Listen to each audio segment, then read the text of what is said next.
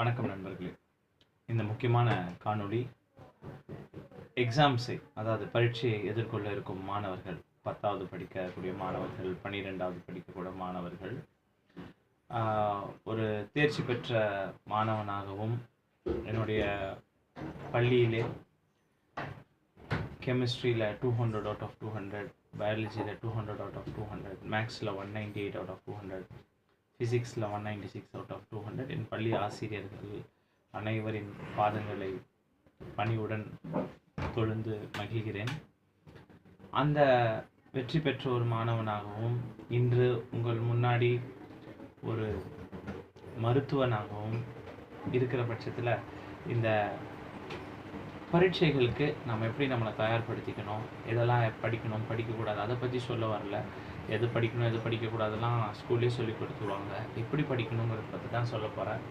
இந்த வெற்றி பெற்ற மாணவர்கள் எல்லாமே இந்த இன்டர்வியூ கொடுக்கும்போது சொல்லுவாங்க, நான் கார்டியாலஜிஸ்ட் ஆக போகிறேன், நியூராலஜிஸ்ட் ஆக போகிறேன், ஏழை மக்களுக்கு பணிபுரிய போகிறேன்னு சொல்லுவாங்க. பெரும்பாலானோர் அப்படி செய்யவில்லை அப்படிங்கிறது தான் ஒரு கசப்பான உண்மை.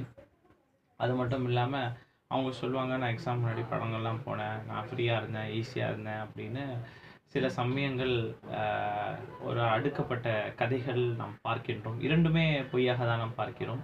நான் கடந்து வந்த பாதையை சொல்கிறேன். ஒரு எக்ஸாமில் வெற்றி பெறணும் அப்படின்னா ஃபஸ்ட்டு இந்த லேட் நைட் ஸ்டடீஸ் இருக்கக்கூடாது. நீங்கள் என்ன படிக்கணுமோ ஒரு அஜெண்டா ப்ரிப்பேர் பண்ணிக்கிங்க. இந்த மாதங்களுக்கு என்ன படிக்கணும். இப்போ ஸ்டடி லீவ்ஸ்லாம் விட்டுருவாங்க. இந்த மார்ச்சு இல்லை எக்ஸாம் இருக்கும், ஏப்ரல் எக்ஸாம் இருக்கும், அதெல்லாம் இப்போ நீங்கள் இந்த மாடல் எக்ஸாம்லாம் நடந்துக்கிட்டு இருக்கும், ரிவிஷன் எக்ஸாம் நடந்துகிட்ருக்கும்.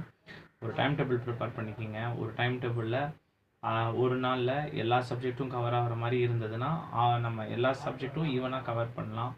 உதாரணம் தமிழ், இங்கிலீஷ். நிறைய பேர் இதுக்கு முக்கியத்துவம் கொடுக்கறதில்ல, இருந்தாலும் கொடுக்கணும் அப்படிங்கிறதா என்னுடைய தாழ்மையான வேண்டுகோள். மேக்ஸ், ஃபிசிக்ஸ், கெமிஸ்ட்ரி, பயாலஜி இருக்கிறவங்க, அக்கௌண்ட்ஸ், பிஸ்னஸ், மேக்ஸ் அவங்களுடைய சப்ஜெக்டை போட்டு பொருந்தி மகிழ்ந்துக்குங்க. அப்போது எல்லாத்துக்குமே ஈவனாக ஒரு நாளில் ஷெட்யூல் பண்ணுறது நல்லது. அதில் ஷெட்யூல் பண்ணும்பொழுது உங்களுடைய டேவை எர்லியாக ஸ்டார்ட் பண்ணுங்கள். முடிஞ்ச அளவுக்கு 4 o'clock 4:30 அது போல் எந்திரிக்க பாருங்கள். 4 o'clock 4:30க்கு எந்திரிக்கணும்னா நைட்டு ஒரு 8:30க்குள்ளே 8 o'clockக்குள்ளே ஒரு 9 நம்ம தூங்க பாருங்கள். லேட் நைட் படித்தா எக்ஸாமில் ஞாபகம் இருக்கிற மாதிரி இருக்கும், ஆனால் ரீப்ரொடியூஸ் பண்ண முடியாது. அதனால் தயவுசெய்து இந்த லேட் நைட் ஸ்டடீஸ்க்கு பதிலாக ஏர்லி மார்னிங் ஸ்டடீஸ் படிங்க. இது ரொம்ப இம்பார்ட்டன்ட் பாயிண்ட்டு. 1 மணி வரைக்கும் படித்து திரும்ப அலாரம் வச்சு 4 மணிக்கெலாம் எந்திரிச்சு படிச்சிங்கன்னா ஒன்றும் பயனாக இல்லாமல் இருக்கும். லாஸ்ட் மினிட்ல புதுசாக படித்தாலும் சரி பழசாக படித்தாலும் சரி ரெப்பிட்டடாக படிங்க. ஒன்று இருந்தால் அதை எழுதி பாருங்கள், அதை ரிவிஷன் பண்ணி பாருங்கள், அதை சொல்லி பாருங்கள், ஒரு தடவை எழுதி பாருங்கள், டயக்ராம்ஸ் போட்டு பாருங்கள். இதெல்லாம் ரிப்பீட் பண்ணிக்கிட்டே இருந்தால் ரெப்படிஷன் ரொம்ப இம்பார்ட்டன்ட். அட்லீஸ்ட் இந்த பரீட்சை காலங்களில் பௌதிக பிரம்மச்சரியம் அப்படின்னு சொல்லுவாங்க. நம்மளுடைய எண்ணங்கள் எல்லாமே ஒன்று போல் இருக்கணும். அதனால் முடிஞ்ச அளவுக்கு இந்த செல்ஃபோன்ஸை முற்றிலுமாக இல்லை நான் நிறைய படிக்கிறேன், எனக்குன்னு கொஞ்சம் ரிலாக்ஸேஷன் வேணும் அப்படின்னு வேண்டாம். கண்ணுக்கு இது 100% பாதிப்பு. டிவியும் வேண்டாம். ரிலாக்ஸ் பண்ணுமா, ஒன்று கேம்ஸ் விளையாடிக்கிங்க. கிரிக்கெட் விளையாடணுமா, ஃபுட்பாலோ, ஹாக்கியோ, உங்களுக்கு என்ன விளையாடணுமோ விளையாடுங்க. இல்லை கொஞ்சம் தூங்குங்க. ரொம்ப தேவைன்னா ஏதோ 1-2 பாடல்கள் கேட்கலாம். பொழுதுபோக்கு அப்படிங்கிறது இந்த நேரத்தில் ரொம்ப அவசியமற்றது. ஓய்வு கிடைக்கும்போது தூங்குங்க, நல்லா தூங்கி எந்திரிங்க. நல்ல உடற்பயிற்சி வச்சுக்கோங்க, கொஞ்சம் நல்லா நடங்க, கொஞ்சம் எக்ஸசைஸ்லாம் ஒரு மணி நேரம் பண்ணுங்கள், கொஞ்சம் சிம்பிள் வார்ம் அப் பண்ணுங்கள். இந்த வரக்கூடிய 1.5-2 மாதங்களுக்கு உங்களோட உணவுகளில் ரொம்ப தீர்மானமாக இருங்க. முடிஞ்ச அளவுக்கு லைட் ஃபுட் சாப்பிடுங்க. லைட் ஃபுட் அப்படின்னா பழங்கள், காய்கறிகள். முடிஞ்ச அளவுக்கு இந்த 1-2 மாதங்களுக்கு ஹோட்டல் ஃபுட் அவாய்ட் பண்ணிடுங்க. அதே மாதிரி அசைவ உணவும் தவிர்த்துக்கோங்க. இது கொள்கை ரீதியாகவோ நான் விட்டதாலோ அப்படி சொல்ல நினச்சிக்காதீங்க. வயிற்றுக்கு நம்ம உடம்புல மொத்தமே ஆணுக்கு 5.5 லிட்டர் ரத்தம், பெண்ணுக்கு 5 லிட்டர் ரத்தம் இருக்குது. இது செலக்டிவாக எந்த வேலை செய்கிறோமோ அதுக்கு நோக்கி வேலை செய்யும். படிக்கிறீங்கன்னா மூளை, கண், மெய்வாய், கண்முக்கு, செவிக்கு வேலை செய்யும். ஓடுறீங்கன்னா காலுக்கு வேலை செய்யும். சாப்பிட்றீங்கன்னா ஜீரணமண்டலத்துக்கு வேலை செய்யும். அதனால் நிறைய சாப்பிட்டீங்கன்னா ரத்தம் எல்லாமே வயிற்றுக்கே போகும், அப்போது மூளைக்கு போகாது. இதெல்லாம் என்னுடைய அனுபவம் மிக்க ஒரு ஆலோசனை.